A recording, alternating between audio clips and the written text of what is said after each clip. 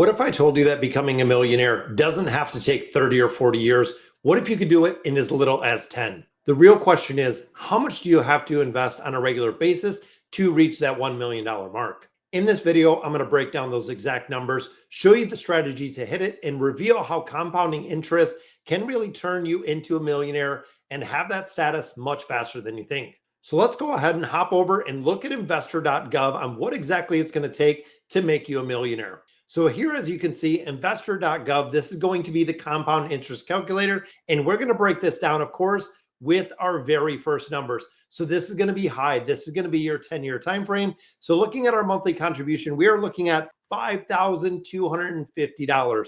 Now, I know you're going to say right off the bat, majority of us do not have that much to invest on a 10-year time frame. And of course, for this, we are always going to estimate the estimated interest rate is 10%.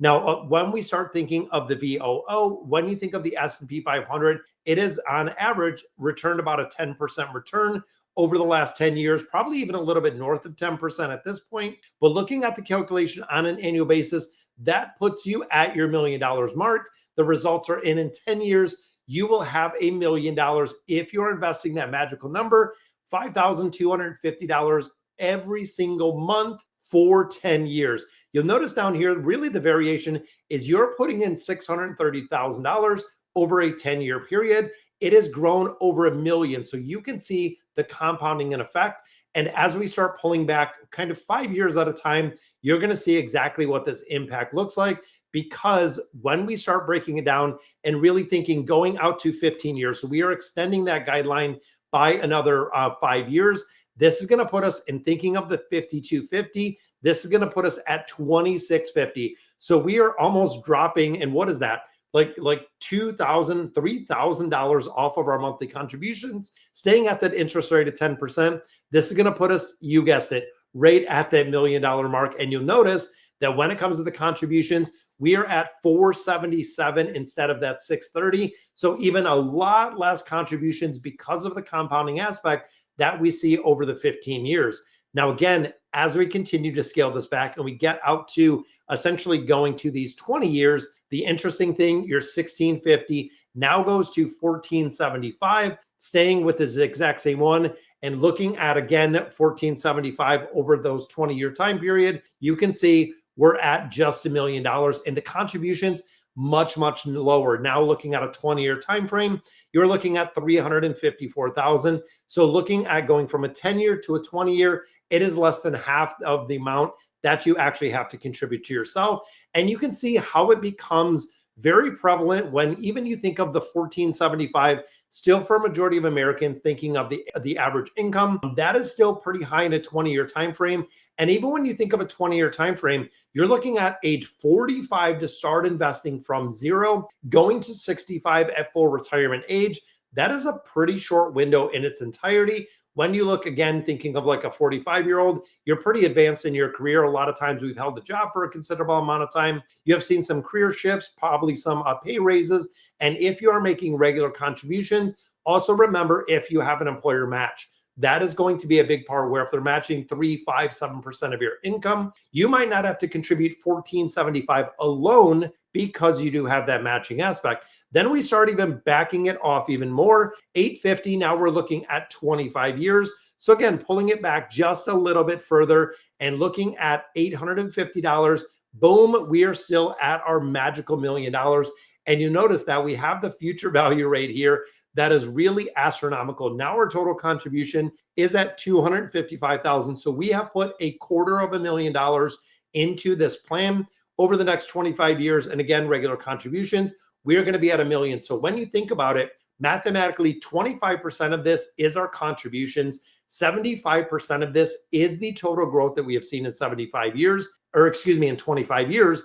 And again, when you start thinking about this, if you started day one investing, never putting in a penny before, at the age of 40, full retirement age being at 65, that could be your 25-year time frame to have that $1 million in. But now again, when you think of 850, then we take it back even further and going to, again, a lot more realistic 515. This gives you a 30-year runway. So again, when we think about this, you're 35, you're in your career, you're getting kind of little bit of a higher wage, about that average 515 is not that much to put in there. Again, when you factor in the matching aspect, when you factor in everything that we have over a 30-year period, now you're 35 years of age, you are investing all the way to 65. And again, we are sitting at that $1 million mark.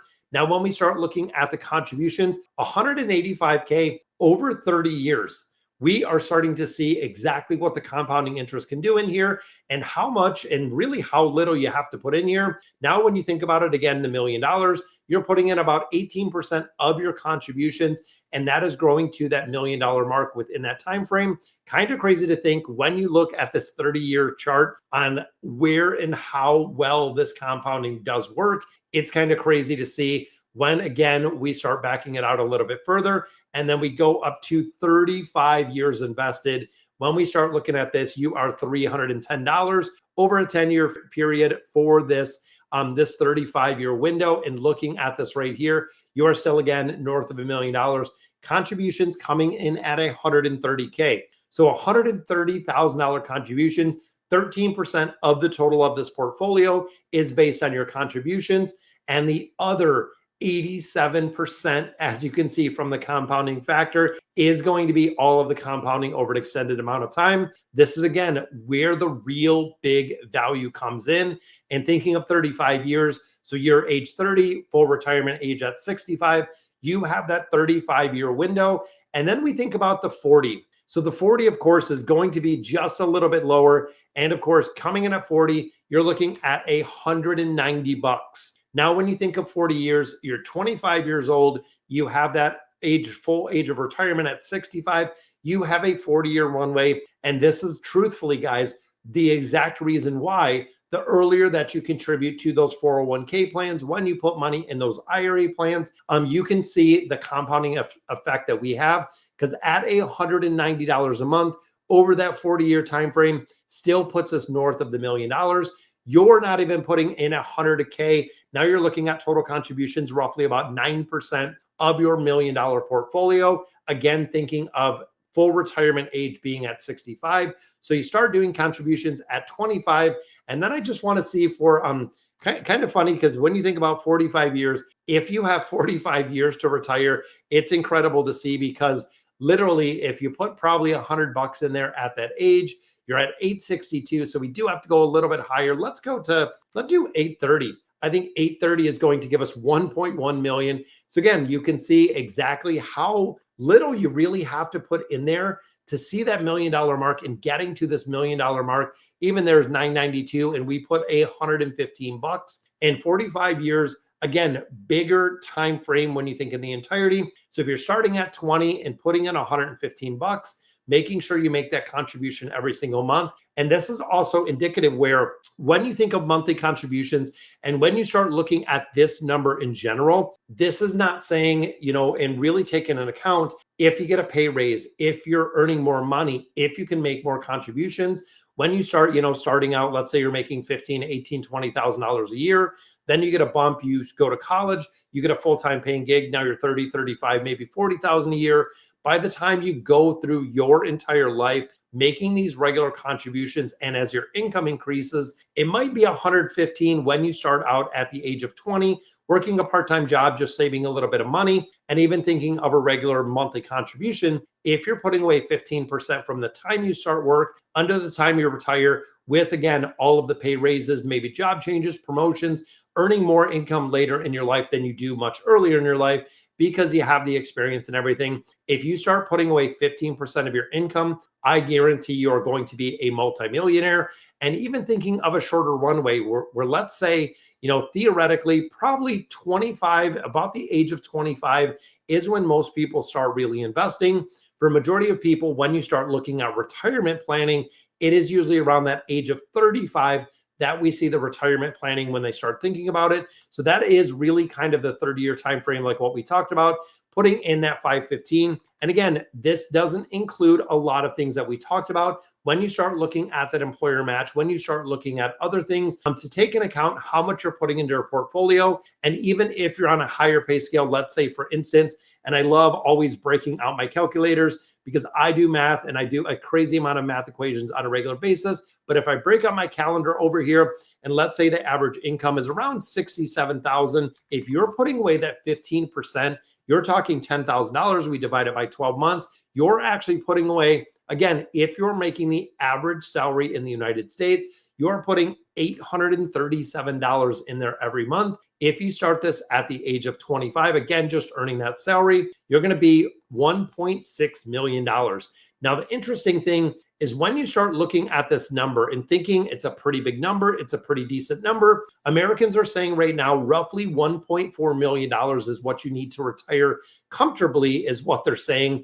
And it's interesting to see like how many different takes or how many different things that people think are really comfortable when it comes to retirement. However, when we look on the flip side of actually retirees, most of them say $500,000 is more than enough money. So again, you could even caution on the side of having more to really create that generational wealth. Putting more into the compounding interest calculator is always going to be better, because versus going into retirement, having too many bills, having too much debt, and going through retirement and actually running out of funds before your retirement ends, or you die, whatever should happen, or you have enough money or you have excess money during retirement that you don't have to worry about anything because you have more than enough to go ahead and really do anything that you want to during retirement, and you can really break it down. So honestly, guys, when we start looking in this in the entirety, it is super, super interesting. It's fun to run these own calculations.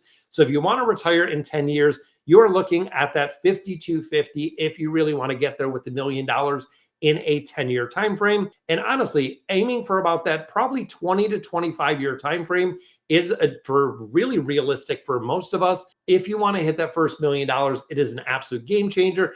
And growing and compounding goes faster the more you have in there. So when you start thinking about being a millionaire, it is not about luck at all. It is discipline. It is consistency. It is the time in the market. That is why everyone has said, famous Warren Buffett quote, it is about time in the market versus timing the market. Absolutely true. And we have seen it time and time again. Anytime you look at the eighth wonder of the world, the compounding interest, it is an absolute game changer. So if this video gave you any clarity to investing to get that first $1 million, how much you have to get, like, subscribe, share this video. Financial literacy is really the first step to helping anyone. And what is your personal target? Do you want to hit $1 million? Do you think it's going to be enough when it comes to retirement, having $1 million in your portfolio? Do you need $2, $3, $5, $7 million? Or is that 500K going to be enough to go ahead and fully fund that retirement? So guys, again, that's going to do it for today's video. Let me know in the comments what you guys think, and I'll catch you in the next one.